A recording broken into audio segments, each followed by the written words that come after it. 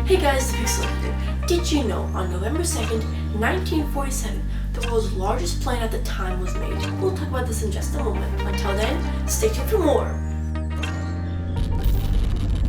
During his childhood, there was a lot of sick people, and he was quarantined for safety. This is the time frame of which he developed OCD. OCD is obsessive compulsive disorder. This means he would have unreasonable thoughts and fears. This obsession would be continuous for the rest of his life.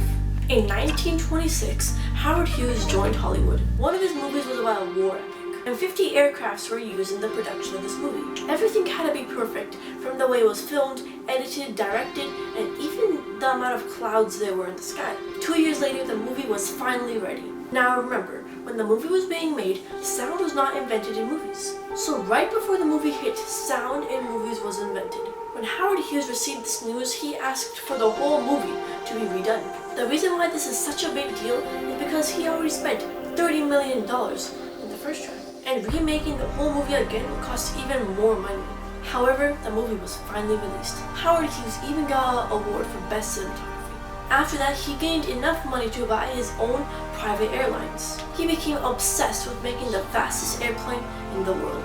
So after 4 years of hard work, Howard Hughes made the H-1 racer plane. This was the world's fastest airplane at the time. It can go 352 miles per hour and had a range of 4,000 miles. However, later the plane did crash. However, later he made another plane which could travel the whole world in 4 days, breaking the world record once more. So after a not so successful flight, he built another plane. He built the XF-11. This plane could go 450 miles per hour at a range of 5,000 miles. This is about 1,000 more than the previous plane. So Howard Hughes took it for a test flight, and that's when something terrible happened. The controls stopped working, and sadly, the plane crashed.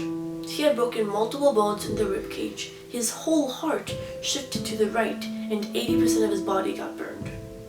After that, his competition Pan Am wanted him to sell his airlines. And if not, he would accuse him and frame him of taking money from the government. This would lead him to jail. This amount of pressure led his OCD to get worse. So he locked himself in isolation for 4 months. The only reason why he came back was for the trial.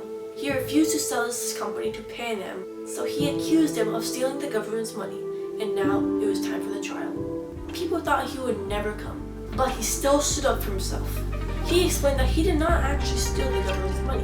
In fact, he used most of his own money in the planes. People then realized that he did not do anything wrong, so he won the court case. After he won, it was time for the grand invention, the world's largest plane at the time. He called Hercules. It is the only one ever built, and it had a wingspan of a football field. It was made off of wood that was painted silver, and it could float in the water. It is currently at the Evergreen Aviator Space Museum. However, he sadly died on April 5th, 1976, and his legacy is still ongoing.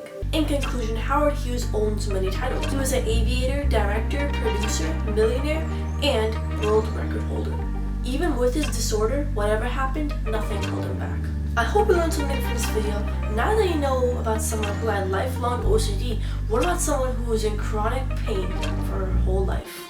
Well, stay tuned for that one.